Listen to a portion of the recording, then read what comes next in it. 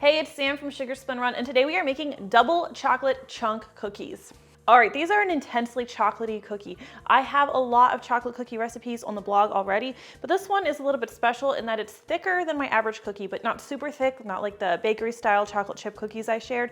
It's got a nice thickness to it, but it stays soft and chewy. And like I said, it's just really, really chocolatey. Now there's no chilling required for this recipe, so go ahead, get your oven preheating to 350 degrees Fahrenheit. Now for the chocolate for this recipe, you could use, like Nestle has those chocolate chunks. I think they're in like 11.5 bags. You could use a single bag of those. You could even use chocolate chips if you want. You'd need about 2 cups, a little under 2 cups. I think it's like 1 3/4 cups is what fills the cookie nicely. You could go with 2 cups. Well, extra chocolate never hurt anyone. However, what I like to use is baking bars. You can use semi-sweet or 60% if you like your chocolate a little bit darker.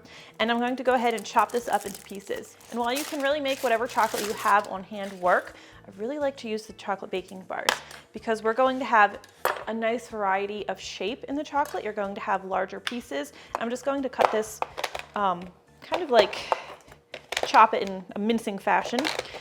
But when we do this, we are going to have larger chunks of chocolate. This is still a little bit too big. I'll chop it again. But you have larger pieces, and then you have this really fine chocolate, like chocolate shards, and they melt really nicely into the cookie. So let me get this chopped up, or chopped, I guess I should say. Don't want to end my sentence with a preposition, right? I'll just go over this a couple times. And I'm not sure if I told you how much this is. This is 8 ounces of chocolate. The precise amount you need just kind of works out a little bit differently when you're using bars versus chips. Let's take a look. We have a nice variety of sizes. You have those shards of chocolate. You want them melting in your dough. We're not ready for that yet though, so I'm just going to set this aside. And then grab a large mixing bowl. You want a microwave safe mixing bowl because we're going to melt our butter in this. If you don't use the microwave, just melt your butter on a saucepan and then pour it into a heat-proof bowl. So we're using 1 cup of unsalted butter. And I think I've talked about this in the past, but I really prefer using unsalted butter, not because I hate salt, actually because I love salt. When we use unsalted butter, we have a better control over the exact flavor we end up with in the cookie because then we can add exactly as much salt as we need. When you use salted butter, the salt is already added and you don't have as much control over how much salt you're actually putting in the recipe. And I like to have control over my recipes, so we just do it this way. All right, let me break this butter up a bit, help it melt a little bit faster. And then over to the microwave we will go. Oh, and microwave it in spurts. So I'll do like 25 seconds, stir it, then like another 15, 20 seconds and keep doing that. Otherwise your butter could explode in your microwave and then you lose some of it and you don't know how much you're using, which is a tragedy.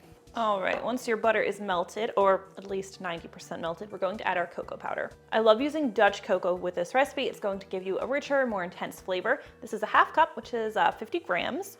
I'm going to add that right into the warm butter.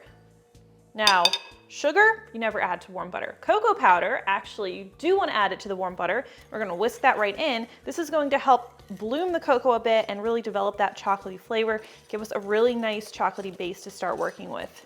Now, remember what I just said, we do not want to add any sugar to anything warm because it's going to melt the sugar and then we could end up with cookie dough that just spreads and then you're going to have to chill the cookie dough, which one of the main draws is that you don't have to chill the dough in this recipe. So what I'm going to do is I want this to cool down until the bowl no longer feels warm to the touch.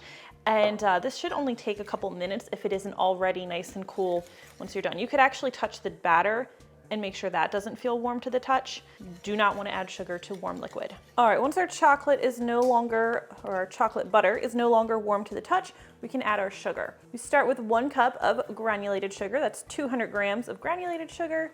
And add 2/3 cup or 133 grams of firmly packed light brown sugar. We'll go ahead and stir these into the chocolate mixture. Get everything nicely combined.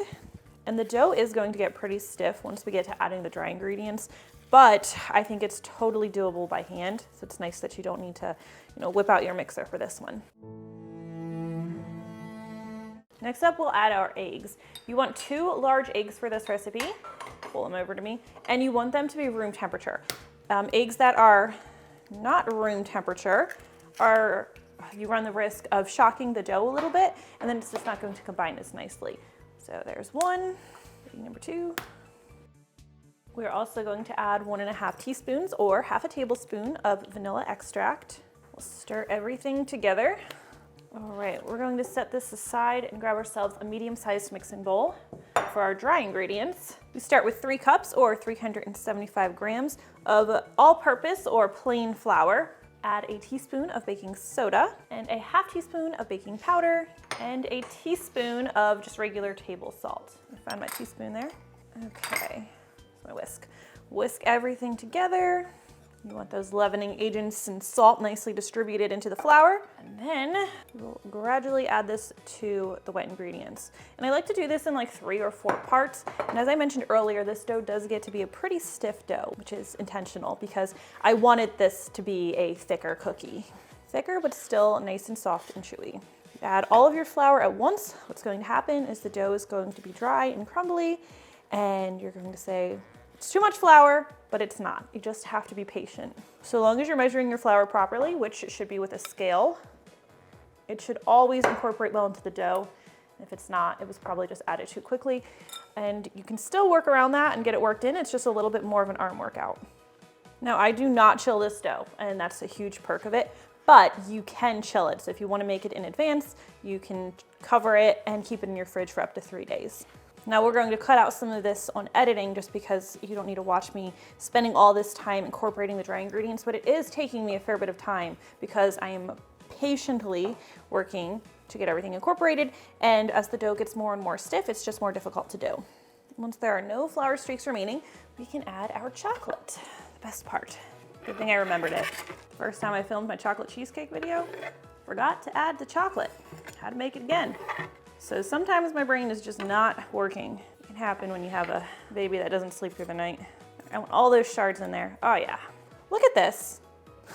Back to the cutting board for a moment. I like chocolate chunks, but that is too much. There we go. Let's get everything mixed in, well distributed. And I will not be chilling this dough, but if for any reason you bake your first tray of cookies and they're flatter than you'd like, I would cover it and chill it for like 30 to 60 minutes. It could just be your kitchen's too warm, maybe your butter was too warm when you added your sugar, but it should be totally salvageable so long as everything is measured properly. All right, baking time. We're going to scoop the cookies into 3 tablespoon-sized scoops. I am using my 1.5 tablespoon and using it twice, doing 2 scoops. Get a weight on this for you. These are 62 grams. And you don't have to roll them into balls like I'm doing, but it makes them look a lot prettier after they finish baking. Plus it's going to help those 2 scoops combine nicely. Here, we'll do one without rolling it for comparison, for science. And you should get about 20 cookies out of this recipe. And of course, these are pretty big cookies. So I feel like that's a pretty good number. If I can ever have some of that chocolate peeking through on top, I like to arrange it. All right, these are going into the center rack of our 350 Fahrenheit preheated oven. They're going to need to bake for about 10 to 11 minutes.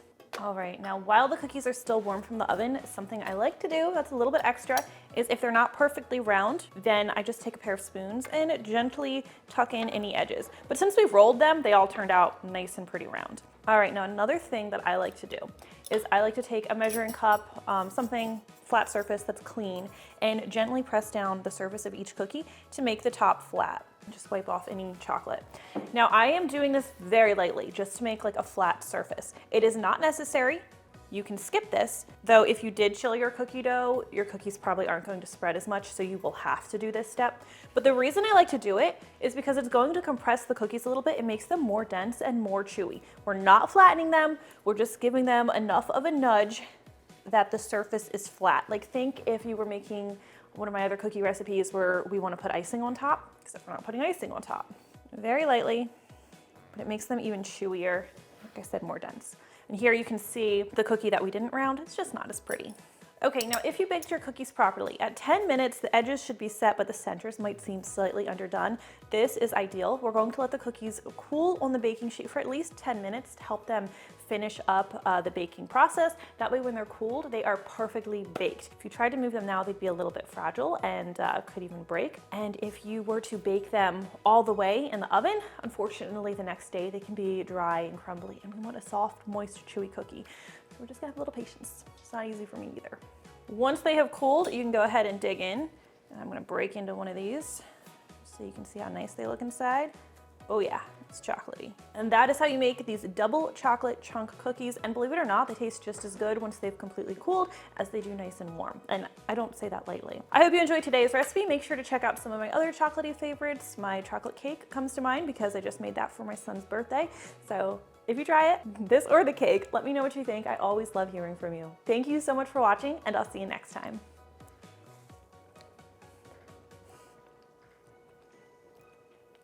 It's excellent.